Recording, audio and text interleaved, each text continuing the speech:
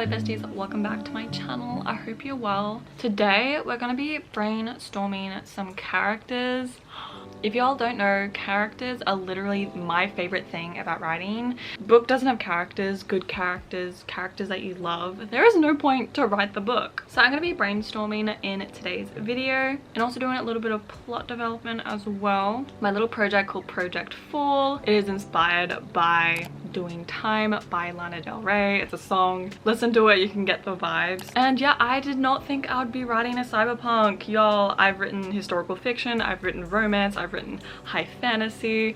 Now we're writing a completely different genre again. That's just me, y'all. The reason why I'm writing this sort of short novelette, I've been calling it, is because when you're in law school, I'm a law student, it's not very great to get a overwhelming huge project, you know, that you need to work on while you're doing law assignments and exams. It's a big thing. So that's why this novelette has become like my passion project. I'm actually going to be using scrintal, which is the sponsor of today's video, to help me brainstorm my novelette. I've talked about them in my last video about this specific project, Project Fall. And I think you guys really enjoyed scrintal and what they offer. But in this video, I'm going to be showing you just like how I brainstorm my characters through using scrintal. And yeah, scrintal is just an amazing tool that I really encourage you guys to check out. It's a tool for all writers or students. So if you're a writer and student, this is really great for you. And if you're just really into brainstorming, mind mapping, sort of organizing your thoughts in a very aesthetic, beautiful way, I promise you scrintal is an amazing option for you. But let's go ahead and get on to the video and start brainstorming my book and showing you my new sort of updated scrintal page, which has increased in volume since the last video. Let's go. Okay, so this is Project Fall. I have this on my screen here. It's beautiful, I love it. I've actually come up with these two amazing little photos which represent my two characters, and I've changed a little bit about the characters, which I'm going to be talking about in today's video, but I love it so much. But this is basically what my project looks like on the screen record, so you guys can see exactly what I'm doing. As you guys see, I have these two new little photos.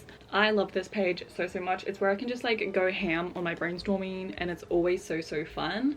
But as you can see, this is sort of my project bio that I created last video. So it's 20k, it's a cyberpunk mafia, hesitant allies to lovers, rivalry gangs, blah blah.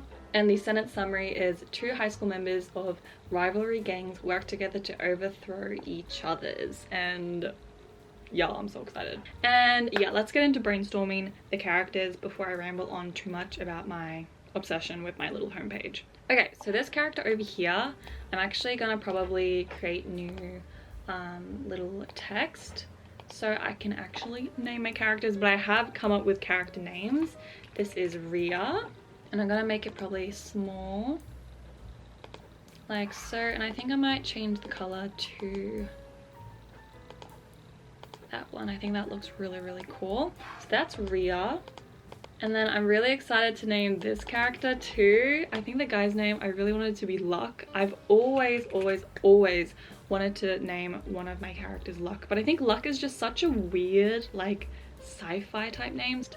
So in this context, I think it works really well. That's the first step, is to name your characters, and of course get character photos or profile photos for your characters. I think the next thing to do is to really outline your character's personality, and especially in the cyberpunk world, I think it's important to know what your character is, because as you can see, these characters are kind of cyberpunk-ish.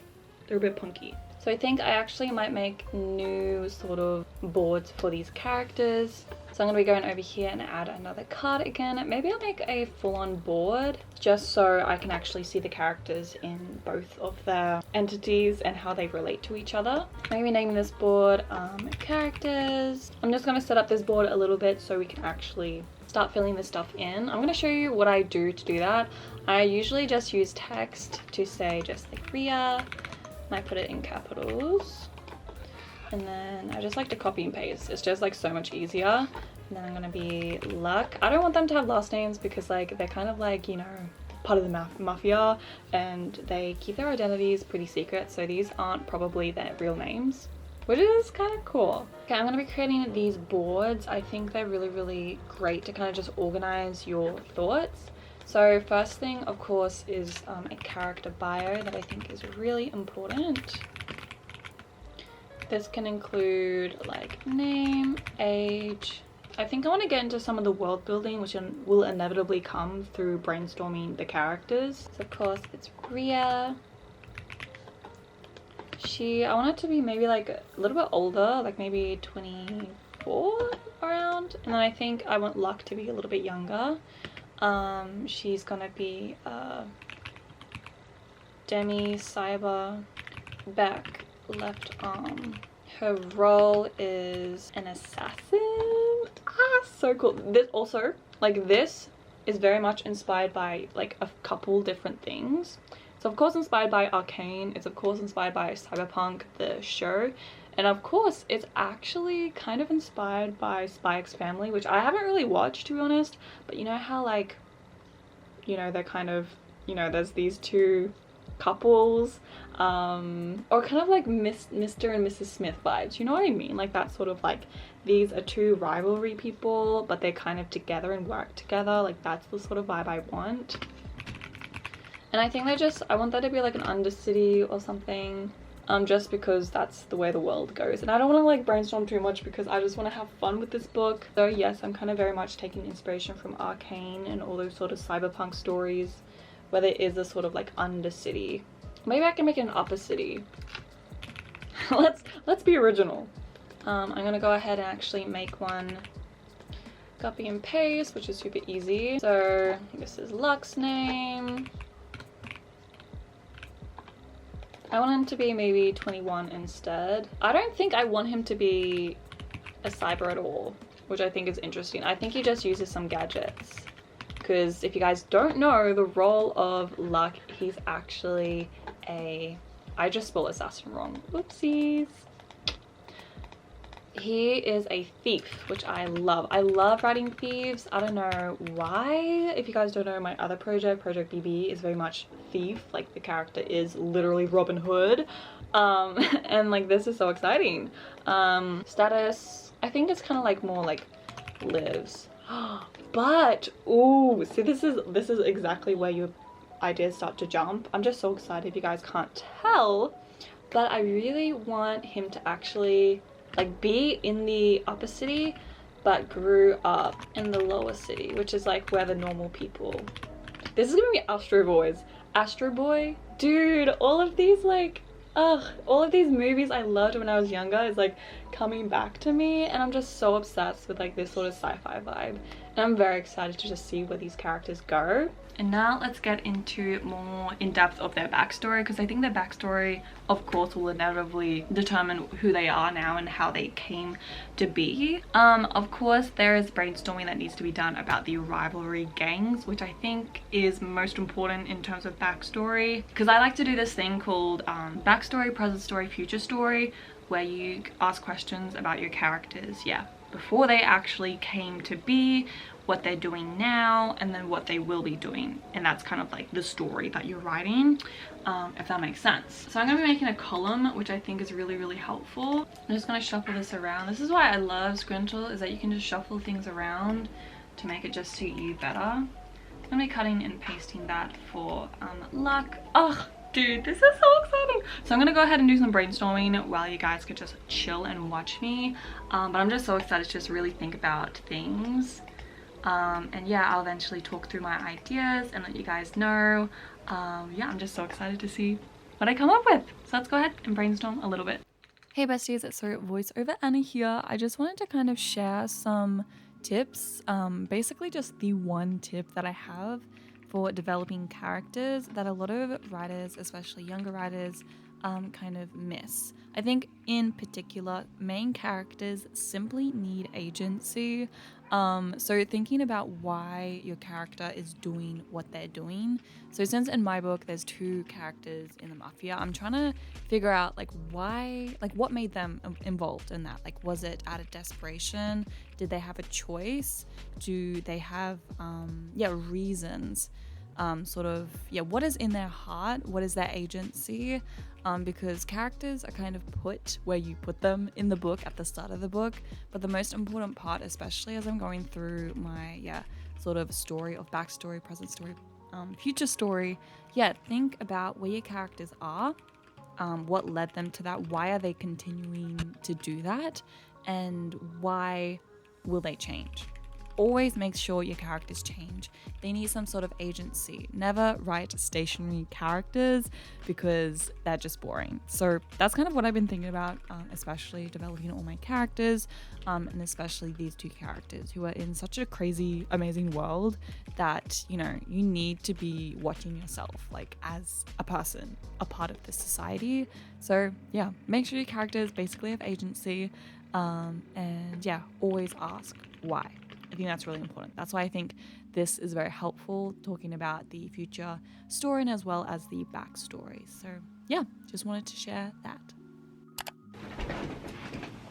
Alrighty loves, so I've just been brainstorming for like literally half an hour, and I just want to be talking about my characters, like literally talking about my characters. And I've really, oh my gosh, I've like discovered a new way that I can actually get these characters to meet. And I've actually come up with a kind of intervening factor where they both have connections to a scientist, where I want to talk more so about the sort of things of AI. And I don't know if you guys saw, but there's this like little photo of this little child, and I want this scientist to have made this child, and that is what these two gangs are looking for. This sort of robot that is fully automated, but it has artificial intelligence, and it actually is like a human robot. You know what I mean? Like, kind of gives me vibes of Creation. I don't know what this movie is, but I watched a little bit of it and I got bored. But they kind of have like that sort of vibe where there's like an AI child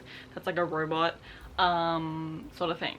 I think this is so cool, and I want this to kind of like be like Spy X Family, where like there's this thing where both of these characters, I want the sort of opening theme, an opening scene to actually be where they meet each other on the job, where the girl Rhea, she is to kill this child.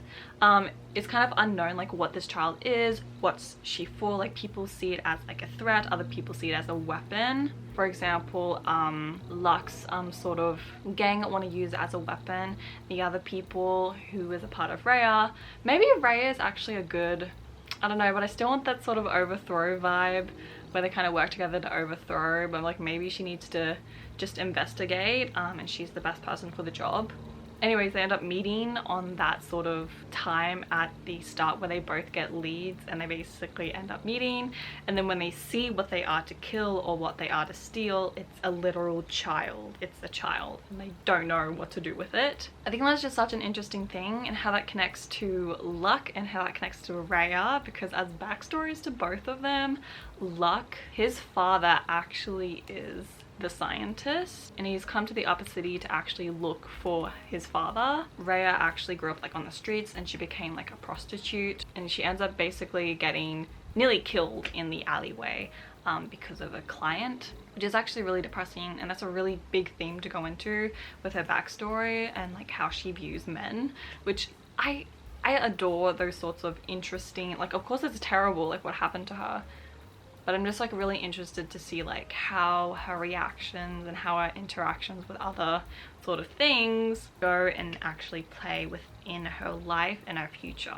And it's basically the scientist who ends up saving Rhea when she's basically let out to bleed. I think like literally her arms get like pulled off. Like, this is a traumatic experience, and like Rhea, I want her to be like such a badass character who's been through the deepest of the deep. And I just love having really terrible character backstories. Who doesn't? Okay, who literally doesn't? So yeah, that's kind of like her backstory, where the scientist ends up actually taking her in and giving her like a new arm and everything. And like in her mind, she kind of sees like this sort of project, the AI child project.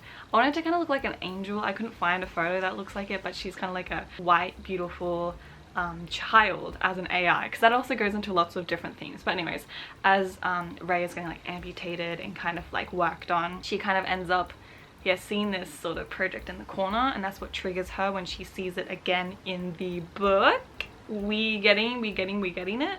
And yeah, she kind of basically treats the scientist as a father figure as well, which I think is really interesting, and she becomes very attached to him.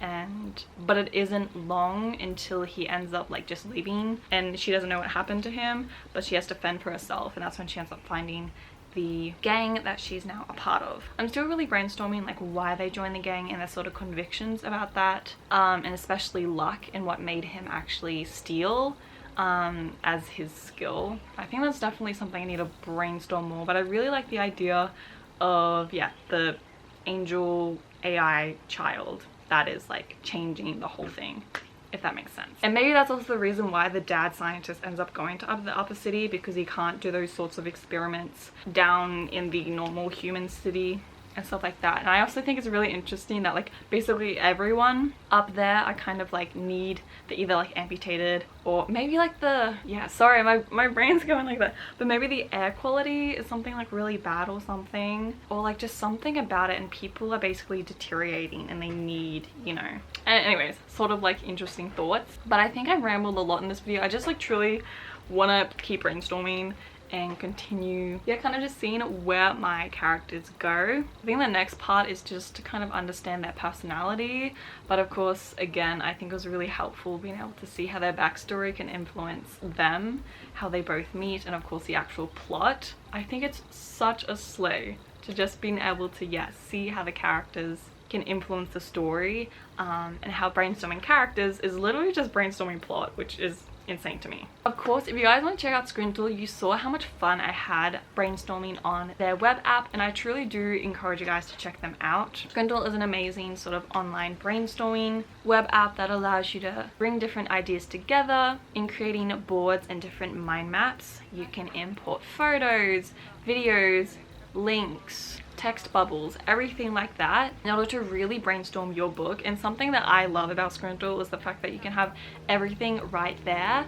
I also really do enjoy the way that they organize their sort of folders. It kind of makes me feel like I'm organized with my brainstorming, which brainstorming is never organized, but Scrintal makes it really easy. If you guys don't know, Scrintal is actually excitingly coming out with a new exciting launch, and this actually means that there's going to be a price increase. So if you guys want to actually get the lifetime plan right now, I really encourage you guys to do so. You can get all the perks of the new release while also saving some money. And the lifetime plan is actually ending soon, so make sure you jump on it as soon as possible and click the link in the description to sign up to Scrintal today and purchase their lifetime plan, so you can just have Scrintal forever. And yeah, thank you so much, Scrintal, for allowing me to use you to brainstorm my book. But I hope you also got some inspiration from this video. I feel like I spilled a lot. I should probably like hush my mouth a bit, since this book might be something I release kind of like more not like publish, but kind of just like release on like a website or something like that, for you guys to read. So I don't want to like give away too many details, but I'm just really excited to go ahead and look at sort of, yeah, more Pinterest stuff and just brainstorm the characters, their backstory, and their personality. And I might just actually film every single time I do this video, so let me know if you like that. And yeah, hope to see you in my next writing video. Bye!